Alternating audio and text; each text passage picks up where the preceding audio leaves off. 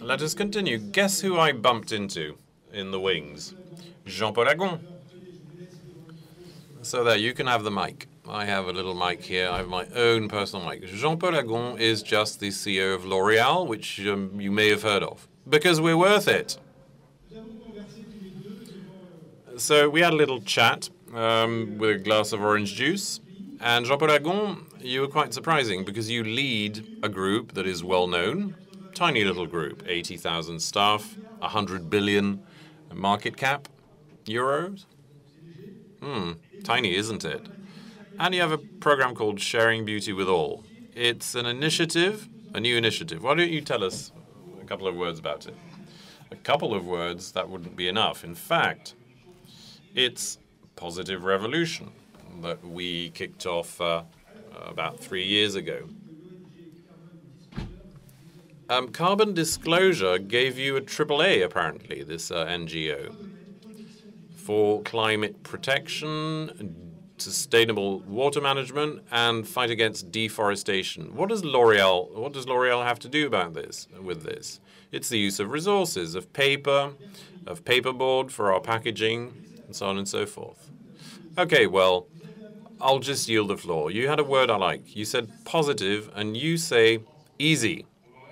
Yes, I think, I'm not going to give anyone lessons, but I think that the positive revolution, which is something quite powerful, was actually easy.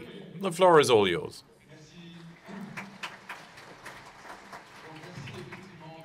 Well, thank you for giving me this opportunity to briefly tell you about the positive revolution we're conducting at L'Oréal. It's early days still, but things are going well. Why so? First reason, of course, we have all become aware of the challenges of global warming. We can already see the disastrous consequences of this in Texas this week. And we had understood that we needed to act very powerfully and very quickly. In fact, L'Oréal had been committed for a great number of years. But what I noticed was that we really needed to ramp things up and to have a program that was much wider in scale. Second thing, of course, is increased awareness that today we expect businesses to work in this field. A few years ago, basically, all you expected from a business was economic performance, social progress, and financial results. But today, society at large expects businesses to make commitments and to make a significant contribution to the environment and to society. Probably also because we have now understood that the states can no longer handle everything all, and that companies need to chip in. So for L'Oréal, it all came quite naturally. When you're the world leader in beauty, we have been the global leader in beauty for about 20 years now. It's actually quite natural, and it's in fact an obligation, a duty to contribute to making the world more beautiful, or at least preserving it. And the third good reason is that I sensed 5 years ago that it would be a very interesting and project that could generate a lot of enthusiasm. And I think being enthusiastic about this new frontier, having this new target for our employees, for our shareholders, for our customers, and of course, for the next generation. A little anecdote. I have 3 kids. I've worked for L'Oréal for 39 years. I've been talking about L'Oréal for a great many years. I said L'Oréal's great. We're the kings of growth, market share, profitability and cash flow. And they would just yawn. They were absolutely not interested. But when I tell them that we are today one of the 2 best companies globally, as Mr. Achille was saying, in terms of climate protection and sustainable water management, or the fight against deforestation, and one of the 2 best businesses in the world in terms of ethics, and the top business in the world among 3,000 studied in terms of equal pay, I see much more respect and interest in their eyes. And it's true of all of our employees. All our employees are looking, some of them are here today. They work in R&D, in production, in marketing, in sales. They're hugely driven by the social aspect of this revolution. Of course, it's also a great asset for recruitment. So, in short, you know, of course, that L'Oréal, in the days of my predecessors, was outstanding in terms of financial performance. But after being the champion of economic and financial excellence, we have chosen to become, not instead of, but in addition to be a champion in environmental and societal excellence. And in fact, both converge the most naturally. So how are we driving this positive revolution? We initiated with Alexandra Pat, who is Director of Sustainable Development for L'Oréal, a major project in 2013 called Sharing Beauty with All. Why in English? Because 85% of our staff are not French speakers. We worked a lot with NGOs from many countries around the world, with several dozens of them, to have a very transparent conversation, very humble conversation, and say, what is your opinion of us? What are we doing well? What could we do better? How could we transform? And we brought all that together and launched this project, which is a highly ambitious project covering the entire value chain. And the program is a string of commitments, of resolutions to be achieved by 2020. Some of them are extremely concrete, but nonetheless very ambitious. First one is in terms of sustainable innovation. Innovation is one of the key drivers at L'Oréal, of course. And you need to know that 15% of our sales comes from new products every year. So innovation is key for us. It's crucial. So we have made a commitment that 100% of L'Oréal's new products, so ultimately all L'Oréal products, would demonstrate a positive social or environmental impact. They should improve their environmental or societal social profile. L'Oréal has been around for 100 years, and for 100 years, L'Oréal's teams have been in charge of inventing products that consumers will like, that will be successful, and that will generate value and wealth for the company. But here we're adding a third dimension, which is that now every new product must also have a socially or environmentally positive impact, which means in very real terms that at the heart of our initiative, sustainable development has become as important as profits or profitability.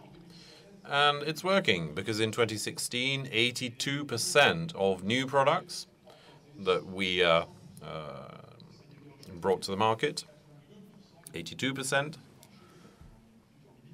and there are several thousand every year, already have an environmental or socially positive impact. And then sustainable production. This is important for us because, as we said, L'Oréal is not a little company. We produce and market 7 billion products a year globally through 40 factories. And we also committed to reducing our environmental footprint by 60%. 60% reduction in water consumption, in carbon emissions, 60% waste reduction.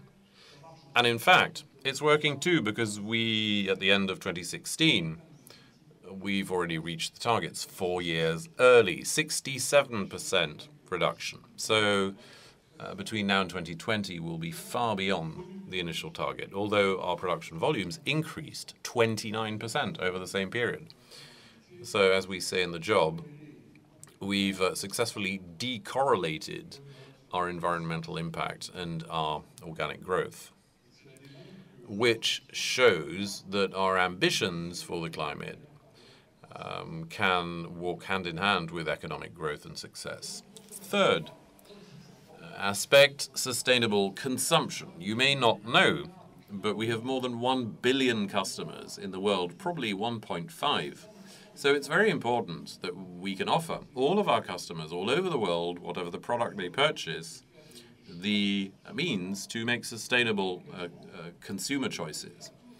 We will by 2020 offer our consumers tools, allowing them to evaluate all of our products, all of our brands, environmental profile and social profile, so that they can make an entirely informed choice in terms of sustainable consumption.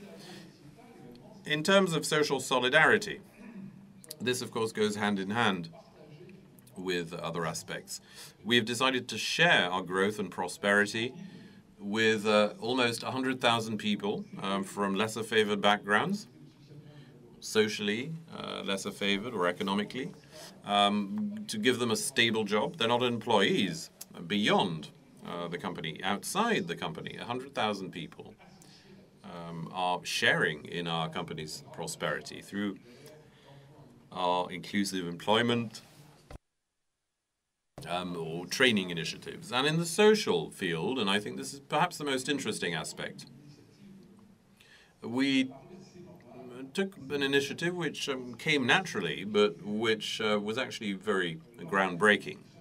L'Oréal, for years and years, since the 60s or 70s, was socially very advanced in France, and we thought it would be normal to globalize the social protection, to have social coverage universally.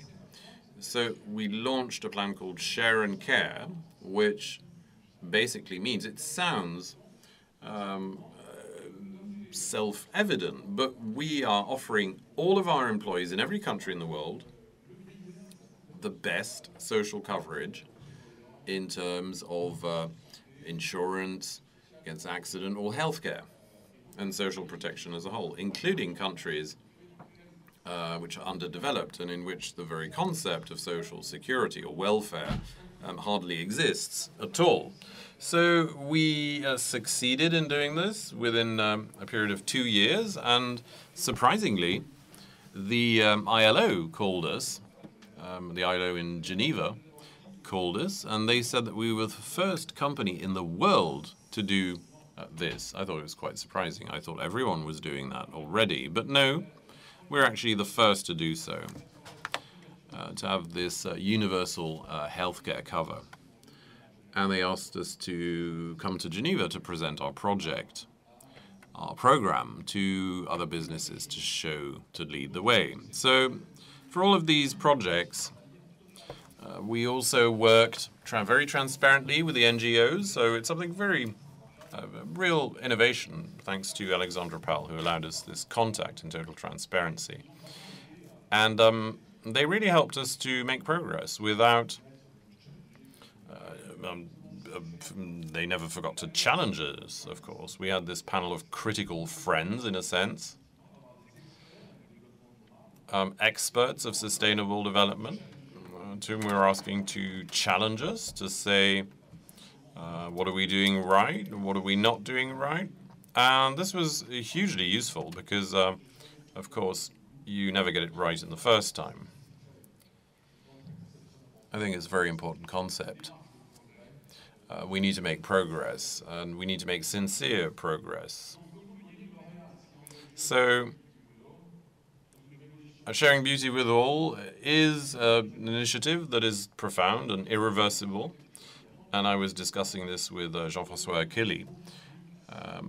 And in fact, it's much easier than we thought. It sounds difficult on paper, but at least for us, it was pretty straightforward. So why?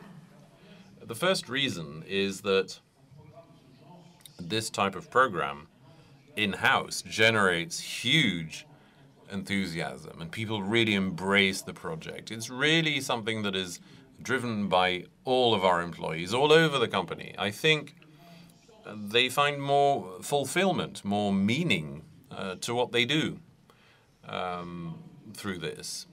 And technologically, there are now a number of solutions in the field of research, in industry, in the digital world, to make considerable progress very quickly. And icing on the cake, the cost of this transformation or at least for L'Oréal, and counterintuitively, is actually quite reasonable, and in fact very limited if you compare it to the positive economic impact. So really, there's absolutely no reason not to take that road along to the positive revolution. And I think what you need, as with any revolution perhaps, you need beliefs and you need determination. So beliefs is contagious. It needs to start with the boss and the Sustainable Development and the group's executive committee. And then it kind of trickles down very quickly and easily across the company, because all of the employees are very eager to excel. But determination is something that needs to be organized. At L'Oréal, all of our sustainable development targets are in the personal targets of every manager. It's the case for me, it's the case for brand managers, market managers, and of course, the bonuses at the end of the year for all of these managers factor in environmental and sustainable development and social performance. So in terms of our progress, you only make progress when you can measure that progress, so that's what we do. We do so very rigorously. It is checked by the auditors. It goes through the auditing committee in L'Oréal, and there's an advancement report that's published and appended to the AGM report. So the positive revolution at L'Oréal has kicked off. The first phase is almost reaching completion with, I think, huge success. Of course, it makes us want to go even further. It's just a beginning. A lot remains to be done, and other major transformations must be achieved. For instance, after mastery of sustainable development, the great adventure of a positive revolution. And perhaps I'll tell you more about that the next time. Thank you.